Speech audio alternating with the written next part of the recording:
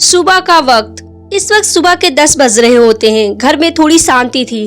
रुद्र अपने बेड पर आराम से फैलकर सोया हुआ था। उसने शर्ट नहीं पहन रखी थी, सिर्फ नीचे ब्लैक कलर की पैंट पहनी हुई थी। वो पेट के बल उल्टा होकर सोया हुआ था। तभी अनाया भागती हुई जल्दी से रुद्र के रूम में आती है और उसके पास आते हुए बोलती है, रुद्र उठो, जल्दी उठो, देखो जरा क्या हो रहा है। अनाया उसे आवाज लगाती है, लेकिन रुद्र गहरी नींद में था, जिस वजह से उस पर अनाया की आवाज का कोई असर नहीं होता है। अनाया इस बार थोड़ी हिम्मत करके रुद्र के कंधे पर हाथ रखकर उसे हिलाते हुए बोलती है, रुद्र प्लीज उठो। तभी रुद्र हल्की सी नींद में अपनी आंखें थोड़ी सी खोलते हुए अनाया की तरफ देखता है, फिर उसके हाथों को झटकते हुए बोलता है, जाओ यहाँ से, मुझे सोने दो, डिस्टर्ब मत करो। ये कहकर रुद्र दूसरी तरफ करवट ले लेता है। ये देख अनाया बोलती है, एक बार कम से कम उठकर सुनो तो कि मैं क्या कहना चाहती हूँ।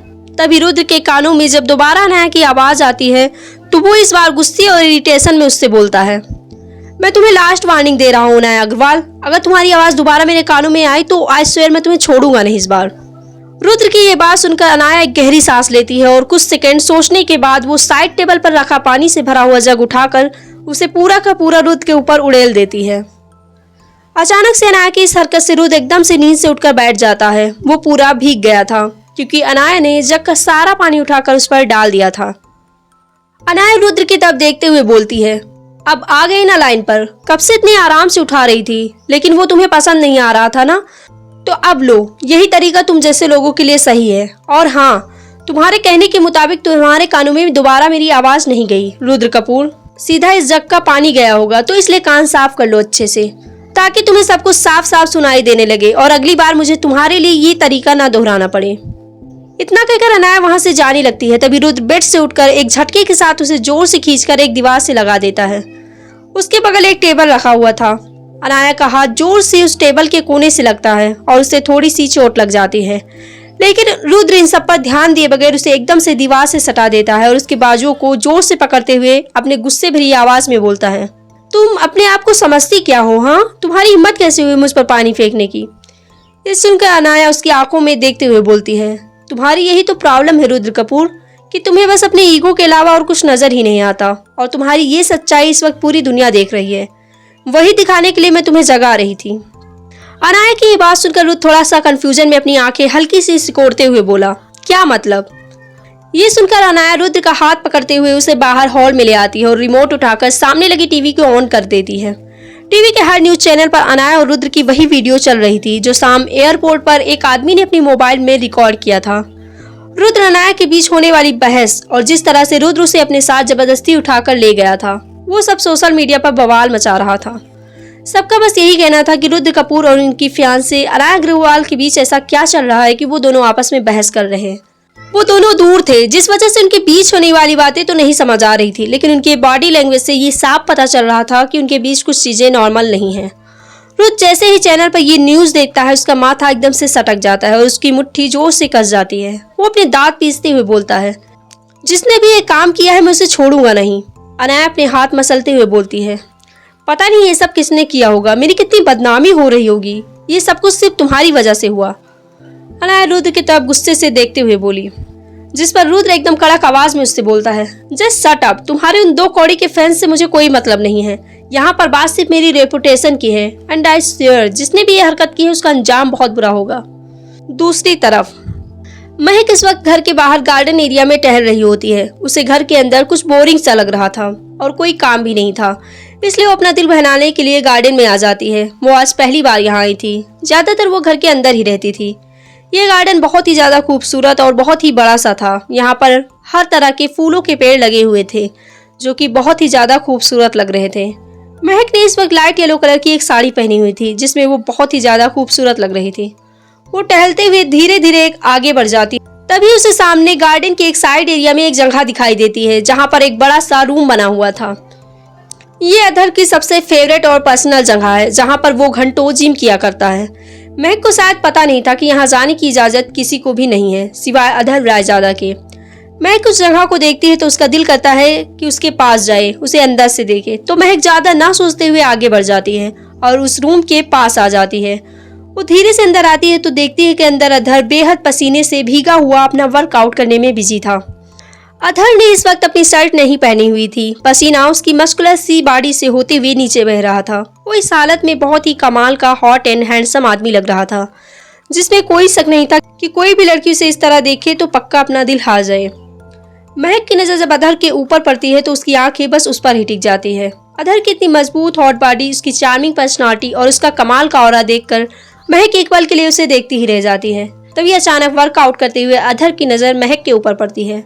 अधर कुछ कहता इससे पहले ही महक अधर को अपनी तरफ देखता हुआ पाती है तो वो तुरंत वहां से जाने के लिए पलट जाती है। तभी उसे पीछे से अधर की आवाज सुनाई देती है, रुको। ये सुनकर महक के कदम वहीं रुक जाते हैं। अधर चलते हुए महक के पास आता है और उसकी तरफ देखते हुए बोला, तुम यहाँ क्या कर रही हो? कोई काम था मुझसे? ये सुनकर महक हल्का सा हिचकिचाते हुए बोली, वो हम बस यहाँ से गुजर रहे थे। तो महक इससे आगे कुछ बोलती इससे पहले अधर बीच में ही बोला, समझ गया, तुम यहाँ से गुजर रही थी तो सोचा कि मुझसे मिल लो। मिस कर रही थी ना तुम मुझे? ये सुनकर महक एकदम से बोलती है, गलत फहमी है ये आपकी, ऐसा कुछ नहीं है। महक की बात पर अधर मुस्कुराने लगता है और बोलता है, उफ, कितनी हसीन गलत फहमियाँ पालने लगा हूँ मैं आजकल। महक वहाँ से जाने लगती है। तभी अधर उसका हाथ पकड़ते हुए बोला, कहाँ जा रही हो? अब यहाँ तक आ ही गई हो तो क्यों ना मेरा जिम ही देख लो।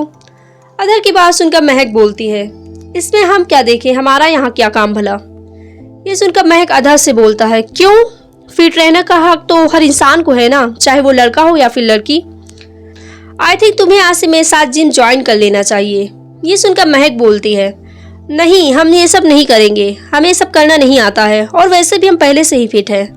महक की बात सुनकर अधर अपनी आईब्रोज ऊपर उठाते हुए बोला, आई नो स्वीटहार्ट कि तुम बहुत ही फिट होने के साथ बहुत ही कमाल की हॉट भी हो, लेकिन इस हॉटनेस को इस फिटनेस को हमेशा कायम रखने के लिए वर्कआउट करना जरूरी होता है। ये सुनकर महक घबराते हुए बोलती है, लेकिन हमें ये सब करना नहीं आता है। नहीं आता है तो मैं सिखा दूंगा, आओ मेरे साथ। ये कहकर अधर महक का हाथ पकड़कर उसे अंदर ले आता है। इस जिम में वर्कआउट करने के लिए हर तरह की बड़ी सी बड़ी मशीनें लगी हुई थी। महक उन सबकी तरफ देखकर हल्की सी घबरा जाती है। वो आज से पहले कभी जिम में नहीं आई थी और ना ही उसने कभी ये सब किया था। अधर महक की तरफ देखते हुए बोला, तुम्हें पता है ये मेरी पर्सनल जिम है, यहाँ मेरे सिवा किसी को भी आने की इजाजत नहीं है। अधर की ये बात सुनकर महक बोलती है, तो फिर आप हमें यहाँ क्यों लेकर आए हैं? ये सुनकर अधर के होठों पर हल्की तीसी सी मुस्कान आ जाती है और वो बोलता है, वो इसलिए क्योंकि तुम मेरी बीवी हो ना, और तुम्हें मेरी हर पर्सनल चीज जानने का पूरा हक है, जैसे कि मुझे तुम्हारी है। और तुमसे मेरा कुछ भी पर्सनल नहीं है, मेरे पास जो भी है वो मैं तुमसे जरूर शेयर करूंगा। महक इसका कोई जवाब नहीं देती, वो बस चुपचाप अपनी जगह पर खड़ी हुई उसे देख रही थी। तभी अधर अपनी आईब्रोज ऊपर उठाते हुए बोला, वैसे तुमने यहाँ आकर मुझे एक अच्छा आइडिया दिया है। मैंने फैसला कर लिया है कि आज से तुम भी यहाँ रोज मेरे साथ जिम करोगी और अपनी खूबसूरत सी बॉडी का ख्याल रखोगी, जिस पर सिर्फ मेरा हक है। अब देखो ना, मैं भी तो यहाँ पर घंटों कितनी मेहनत करता हूँ सिर्फ तुम्हारे लिए, ताकि तुम्हें खुश रख सकूं। तो बदले में तुम्हें भी मुझे खुश रखने का ख्याल रखना होगा ना। ये कहते हुए अधर महक के थोड़ा करीब आ जाता है। तभी महक पीछे हटते हुए बेरुखी से बोली, प्लीज हम यहाँ से जाना चाहते हैं। ये सुनकर अधर महक से बोला, बिल्कुल चली जाना, जब मैं यहाँ से जाऊंगा तो तुम भी चली जाना, लेकिन जब तक मैं यहाँ हूँ तब तक तुम भी मेरे साथ रहकर मुझे कंपनी दूंगी। अधर महक का हाथ पकड़कर उसे ट्रेडमिल मशीन के पास लेकर आता है और बोलता है, चलो चढ़ो इस पर। ये सुनकर महक एकदम से चौंक जाती है और बोलती है, क्या हम नहीं चढ़ेंगे इस पर? अगर हम गिर गए तो इस बार पक्का हमारी हड्डियां टूट जाएंगी, हम इतना बड़ा रिस्क नहीं उठाने वाले हैं। महक की बात सुनकर अधर अपनी आंखें रोल करते हुए बोला, पागल लड़की, ऐसा कुछ नहीं होगा, मैं हर रोज इस पर फुल स्पीड में भागता हूँ, मुझे कुछ नहीं होता तो तुम्हें क्या हो जाएगा? तुम डरो मत, अगर कुछ हुआ भी तो मैं संभाल लूंगा। तभी महक डरते हुए नाम ही अपना सिर हिलाते हुए बोली, नहीं, हमें आपके ऊपर बिल्कुल भरोसा नहीं है, आप हमें गिरा देंगे। तभी अधर की आंखों में थोड़ी सी इरिटेशन आ जाती है और वो बोलता है, मतलब तुम नहीं मानोगी? ये सुनकर महक बहुत ही मासूमियत से बोली, बिल्कुल नहीं, प्लीज हमें यहाँ से जाने दीजिए। महक जैसे ही इतना बोलती है कि तभी अधर महक को कमर से उठाते हुए इस मशीन के ऊपर खड़ा कर देता है। ये देखकर महक की आंखें एक सेकंड को बाहर आ जाती है और वो चौंक कर बोलती है, ये आप क्या कर रहे हैं? आप हमारे साथ जबरदस्ती क्यों कर रहे हैं? जब हमने आपको एक बार मना कर दिया कि हमें ये नहीं करना तो आप हमें क्यों परेशान कर रहे हैं? अधर महक की बातों को इग्नोर करते हुए खुद भी उसके पीछे उसी मशीन पर चढ़ जाता है और महक से बोलता है, अब बस चुपचाप सामने देखो, आगे मैं संभाल लूंगा इस मशीन को भी और तुम्हें भी। अधर की बात सुनकर महक हल्का सा डरते हुए सामने की ओर मुड़ जाती है और घबराते हुए बोलती है, प्लीज़ हमें जाने दीजिए, हमारी साड़ी इस मशीन में फंस जाएगी तो हम गिर जाएंगे। ये सुनकर अधर एक गहरी सांस लेते हुए उसकी साड़ी की तरफ देखता है और बोलता है, कमर के इतने नीचे साड़ी बांधोगी तो गिरोगी ही ना, तुम्हें साड़ी पहननी भी नहीं आती। अधर ये कहते हुए उसकी कमर पर से उसकी साड़ी को थोड़ा ऊपर उठाकर उसकी कमर के किनारे पर कस देता है। ये करते हुए अधर का हाथ हल्का सा महक के कमर को छू जाता है। महक जैसे ही ये महसूस करती है उसके बदन में करंट सा लगता है। एकदम से उसकी आंखें बड़ी हो जाती है और वो हैरान होकर अधर से बोलती है, ये आप क्या कर रहे हैं, आपको शर्म नहीं आती? महक की बात पर अधर बेफिक्री भरे आवाज में बोला, नहीं मुझे नहीं आती है। पता है क्यों? क्योंकि मेरे हिस्से की भी शर्म तुम कर लेती हो। वैसे कमाल है यार, हस्बैंड हूँ मैं तुम्हारा, क्या मेरा हक नहीं है तुम पर? ये सुनकर महक कुछ नहीं बोलती। वैसे भी बोलने का क्या ही फायदा था। तभी अधर उसके थोड़ा करीब आते हुए इस मशीन का स्विच ऑन कर देता है। जैसे ही वो ऑन होता है महक एकदम से घबरा जाती है। उसकी सांसें अचानक से तेज हो जाती है और वो जोर से अधर के हाथों पर अपना हाथ रख देती है। अधर धीरे से उससे बोलता है, डोंट वरी, कुछ नहीं होगा, मैं तुम्हें गिरने नहीं दूंगा, बिलीव मी। धीरे धीरे मशीन भागने लगती है और महक को भी मजबूरन उस पर भागना पड़ रहा था। अधर उसके पीछे था और वो उसके ठीक आगे खड़ी हुई भाग रही थी। लगभग 20 मिनट इसी तरह फुल स्पीड में अधर अपने साथ महक को भी दौड़ा रहा था। महक की बॉडी से अब पसीना निकलने लगा था और उसका चेहरा लाल पड़ने लगा था। इस वक्त वो बहुत जोर जोर से सांसें भरती हुई इस मशीन पर भाग रही थी। अधर को महक की हालत देखकर बहुत ही हंसी आ रही थी। तभी वो महक से बोलता है, अगर तुम चाहो तो मैं इसकी स्पीड थोड़ा और बढ़ा सकता हूँ। ये सुनकर महक एकदम से हाँफते हुए अधर से बोली, नहीं प्लीज नहीं, हमारा दम घुटने लगा है, प्लीज हमें नीचे उतारिए, अब हमसे नहीं होगा, हम थक गए हैं, प्लीज हमें नीचे उतारिए वरना हम बेहोश होकर खुद नीचे गिर जाएंगे। ये सुनकर अधर हंसते हुए बोला, इतनी जल्दी? शाम का वक्त। रुद्र फ्लैट के अंदर आता है और अनाया के पास आते हुए बोला, 5 मिनट के अंदर रेडी हो जाओ, तुम्हें मेरे साथ चलना है अभी। ये सुनकर अनाया कंफ्यूजन में रुद्र से बोली, लेकिन कहाँ? रुद्र अनाया की तरफ देखकर कड़क आवाज में बोला, ये सब जानने की जरूरत तुम्हें नहीं है, बस जितना कहा है चुपचाप उतना करो। रुद्र अनाया की तरफ देखकर कड़क आवाज में बोला, ये सब जानने की जरूरत तुम्हें नहीं है, बस जितना कहा है चुपचाप उतना करो, समझी? मैं बाहर कार में तुम्हारा वेट कर रहा हूँ, जल्दी से रेडी होकर नीचे आओ। ये कहकर रुद्र वहां से बाहर चला जाता है। अनाया की मुट्ठी कस जाती है और वो गुस्से में बड़बड़ाती है, ये आदमी कितना घमंडी है, आखिर मुझे अपने साथ लेकर जा रहा है तो क्या इतना भी नहीं बता सकता कि कहाँ लेकर जा रहा है? तभी अनाया कुछ सोचते हुए बोली, कहीं ये मुझे डेट पर तो नहीं लेकर जा रहा है? कल रात के बाद कहीं इसे मुझसे प्यार तो नहीं हो गया है और ये मुझे सरप्राइज देने के लिए सोच रहा हो? तभी अनाया एकदम से कुछ और सोचते हुए बोली, नहीं, मैं भी ना पता नहीं क्या क्या सोच लेती हूँ, ये आदमी वो भी मुझे डेट पर लेकर जाएगा, सवाल ही पैदा नहीं होता। मुझे तो नहीं लगता है कि इसने अपने पूरी जिंदगी में किसी से सीधे मुंह बात भी की होगी। डेट तो बहुत दूर की बात है और वैसे भी इतना चिल्ला कर गया है भी मुझ पर। भला अपनी फियांसी से कोई ऐसे बात करता है? माना कि मैं फेक फियांसी हूँ, लेकिन तब भी रिस्पेक्ट तो मैं डिजर्व करती ही हूँ। वहीं रुद्र नीचे अपनी कार में बैठा हुआ था। तभी वो अपना मोबाइल निकालकर एक जगह पर कॉल लगाता है और बोलता है, सब कुछ रेडी है ना? मैं बस कुछ देर में वहां पहुंच रहा हूं। तभी उधर से आवाज आती है, यस सर, सब कुछ रेडी है, आप बिल्कुल बेफिक्र रहिए। रुद्र उससे बोलता है, ओके, ये कहकर कॉल कट कर देता है। कुछ देर बाद अनाया रेडी होकर रुद्र की कार के पास आ जाती है। उसने इस वक्त बहुत ही प्यारा सा शॉर्ट ड्रेस पहना हुआ था जिसमें वो बहुत ही ज्यादा हॉट और खूबसूरत लग रही थी।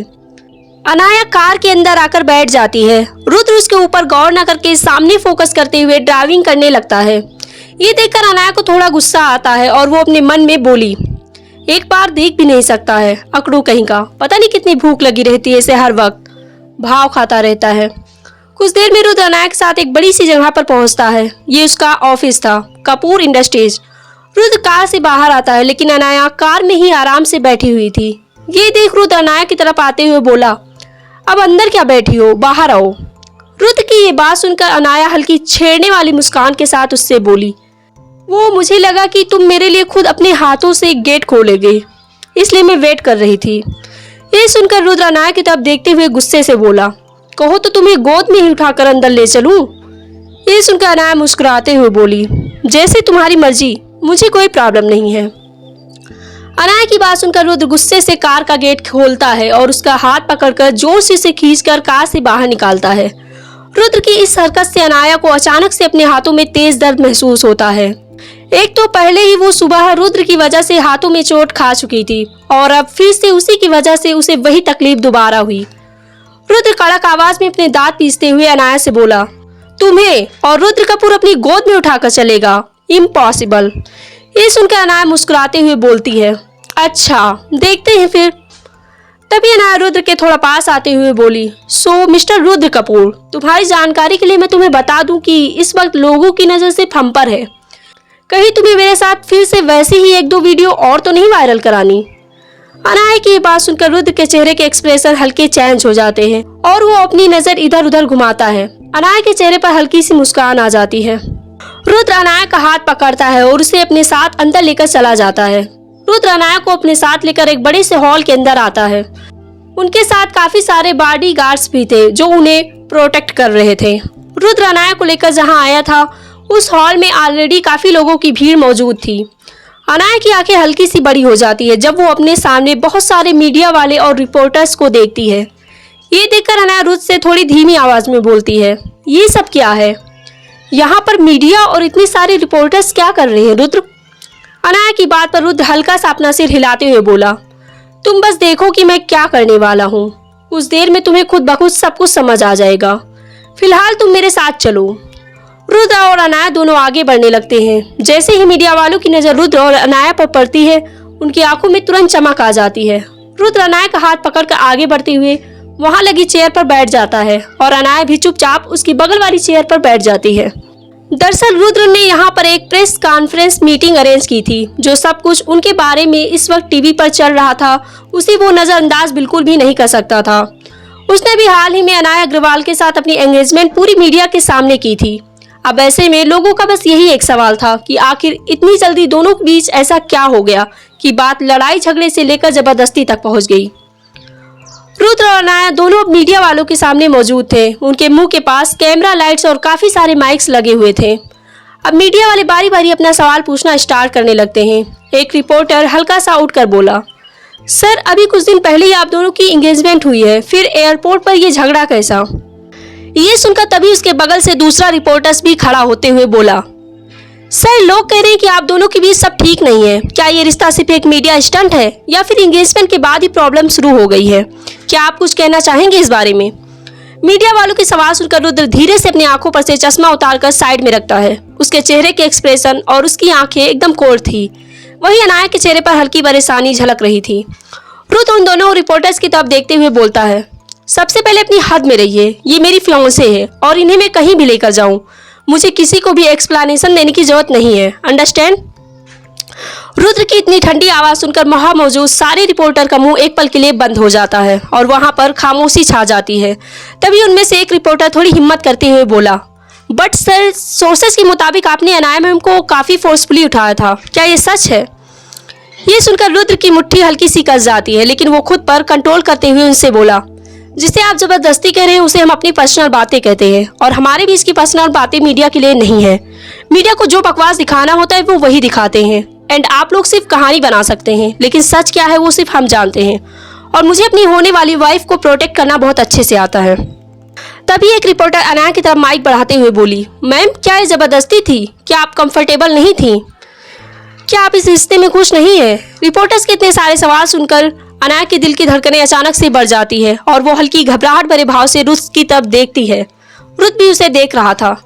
फिर अनाया कुछ सोचते हुए एक गहरी सांस लेकर खुद को नॉर्मल करते हुए उन रिपोर्टर्स की तरफ देखकर बोली, देखिए मेरे फियांसे बिल्कुल ठीक कह रहे हैं, आप लोगों को गलत फहमी हुई है। ये तो मुझसे बहुत ही ज्यादा प्यार करते हैं और मेरा बहुत ख्याल भी रखते हैं।